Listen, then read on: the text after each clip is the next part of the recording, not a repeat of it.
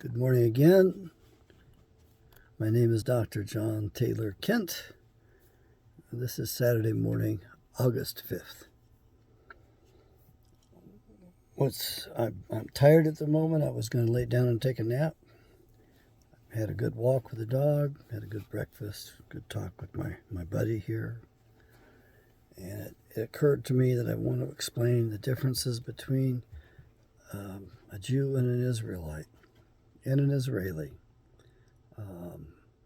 First of all, I think that I'm being a little defensive on this, perhaps. I've been accused of being anti-Semitic. I guess we have to defend that and define that as well. Basically, I am a Semite. I consider myself a descendant of Shem, after whom the Semites were named. Now, a Semite is a classification based upon language, the Semitic language. The languages are all related. I'm not a linguist. You can go look that up and research that on your own. So when we came up with, as a matter of fact, there's a Jewish woman who has a video that's becoming famous on YouTube, and she says, anti-Semite is a trick they use to basically shut the Gentiles up. When they don't like what we're saying, they don't like what we're doing or something, they claim we're anti-Semitic, which of course really has no meaning at all, because most of those people that they are calling anti-Semitic are Semitic. There's another distinction that needs to be made between a Jew and a Hebrew. Hebrew and Jew sound very much alike, but please don't get confused between those. The alliteration does lend itself to some confusion. They do rhyme a little bit, but the main thing to remember is that Hebrews are named after the people that use the Hebrew language. Lorraine, quiet. And they're named after their father, Heber, or Eber, when you drop the H. Lay down. Quiet. Lorraine, quiet. An Israeli is a modern resident, if you will, of Israel. A modern resident of Israel is not an Israelite. However, there may be an overlap, but it will be a small overlap. In other words, there's a good chance that some of the families of the original Israelites remain in the area. And so those Israelis would be Israelites. And that is proper. Now, there's a passage in the Minor Prophets that speaks about a future battle in Jerusalem. And it says basically that half the people would be killed and half the people would be taken into captivity. Now, half and half adds up as a whole. That means everyone. But then it says very clearly in the passage that a residue shall be left. It doesn't say remnant, it says a residue shall be left. And that is when Yahweh steps in and fights like he did never before, as in the days of yore. Okay. So I believe that passage in the Minor Prophets points out that some of those in Jerusalem are Israelites, but the majority are not. Quiet. Lorraine, lay down. She's not going to listen to me. She's paying attention. Her boyfriend's outside. She loves this guy. She wants to go get his attention. So I do think that the Israelite is a descendant of Israel the man. And they call themselves Israelites, or at least our version of the Bible has the word Israelite used in it. The Israelites. Okay, the house of Israel. In contrast, in comparison to the house of Judah. Okay, the house of Israel, generally speaking, were the 10 northern tribes, and the house of Judah were the southern tribes, and they had Jerusalem and they had the temple. So you had, The most important thing for you to understand is that an Israelite and an Israeli are two different concepts. Generally, they're exclusive, mutually exclusive. You're one or the other. However, there is room for overlap, and that's supported in the Bible as well. So my take on it is that some of those who call themselves Jews are also Israelites, true descendants of Israel the man. Their lineage, their families, right through that. Down, lay down. So what I want to get across to you is to have a little bit of flexibility in your thinking, to not think of these things as being mutually exclusive, except in the conceptualization. That is a strict definition. So an Israeli is somebody in the modern state of Israel. An Israelite is from the ancient times. And of course, the Israelis tend to be Jews. Not all of them. I mean, even David Ben-Gurion was a practicing Hindu, from what I've read. So you've got different folks in there. It's a real mess there. Now, my Jewish mother, B, told me that all people had to do to destroy the Jews was to leave the Jews alone, and the Jews would fight among themselves and they'd destroy each other. And but then that's what in her experiences with the United States Jews. But when I asked her, or when the topic of the Jews in Israel came up, she says, "Oh, those people are crazy. They're nuts." Now, that's my Jewish adopted mother, Beatrice Rose, who had that judgment to say on them. And she had hung out with those Jews, so I figured she would know. That said, a lot of people are going to be claiming that,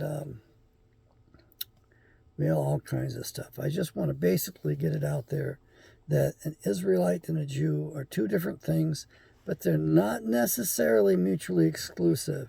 In other words, there's probably a residue of Israelis who are of Israelite descent. Most of those that are in Israel are Ashkenazi. The bulk, 90% of those in Israel are Ashkenazi Jews. The Ashkenazi came out of Khazaria. When Khazaria was chased off, driven off by the Russians, I think it was the Russians, they went west, and they went into Poland and the Baltic states, Lithuania, and out into the rest of the world. So this is the bulk of the population of the Jews today are Ashkenazi. And the real problem is that they accuse me of being anti-Semitic. One just did on Facebook. And one of my physician friends was a Jewish woman, and she said other people told her she should not be friends with me because I was anti-Semitic, and I engaged her in the same dialogue, the same debate I always use. I tell them I'm a Semite. How can I be against myself? And then I ask them, what are they? When I find out they're Ashkenazi, I tell them, well, then you're not Semitic at all. The Ashkenazi were Turkish Mongolian peoples. Now, the Edomites from Mount Edom, from Mount Seir, migrated up in about 700 AD to help those people convert to Judaism. And they brought up their fallen angelic DNA with them into Khazaria and into that population. So that doesn't mean all the Ashkenazi are Edomites. It means a small minority of them are tainted with that fallen angelic DNA from Cain. The vast majority are not. And Jews ask me, well, not all the time, but the Jews don't even understand their own problem. They don't even understand what things are about and all that. But what I can tell you is, I believe, like a lot of people believe, who would that be? Cliff High. Then I think William Guy Carr, Admiral William Guy Carr, famous author who was in the Naval Intelligence for His Majesty's Navy and a Canadian. He believed that the Jews had been used as well and misused. Now, it's a fact that they've been used, and if you want to look for a little bit of documentation, go read Edwin Black's The Transfer Agreement. He details what happened, and there were two different groups of Jews, primarily in Germany, that were trying to represent the Jews at large and make a deal with Adolf Hitler. I know I'm not supposed to say that word. It triggers everything here, but it's historical fact. And so in the transfer agreement, you'll read about one group and the other group, and you'll realize that one of the group was noble and bargained in good faith, and the other group was ignoble, I think is the right word. They weren't noble. As a matter of fact, they murdered people to get their way, and they still murder people today to get their way. So they murdered the good Jews so that they would become the dominant players and get to make the deal with Adolf Hitler to transfer the wealth of the German Jews out of Germany and into Israel. And the book basically affirms that there is a certain correctness, factualness to calling Adolf Hitler the father of modern Israel. Adolf Hitler may rightly be regarded as the father of modern Israel. Now, I realize you folks believe in the final solution. Well, he didn't have a final solution. I've looked at it carefully. There are some things that give me the heebie-jeebies, especially when the movies said that they marveled listening to the mastermind, meaning Adolf Hitler. And they were just mesmerized by this man, because no matter what they did, they were going to win. They couldn't lose. They listened to this genius who planned everything in such detail. And they marveled because they couldn't lose. And I can't help but wonder if maybe they did win the war after all. I'm just not sure, because we certainly did not dominate the peace. Anyway, so some of you want to know what the differences are, and there's a lot of Jews out there that probably want to know this as well. Now, there is a problem. There's a group among the Jews, a small group of spoilers. They hide among and behind the Jews. They claim they are Jews, and they're not. And those are revealed in the book of Revelations in 2:9 and 3:9. Sadly, we've got a bunch of Satanists running the planet today, and they like to they merchandise children. They sell children, they sell humans, they do all kinds of horrible things to them. We had a chance to reveal this stuff back in some of the fiascos in Washington, D.C., and we didn't get to reveal those. The media has seen fit to suppress the hell out of that stuff. You know, Jeffrey Epstein and his girlfriend, who actually she was the mastermind of that operation.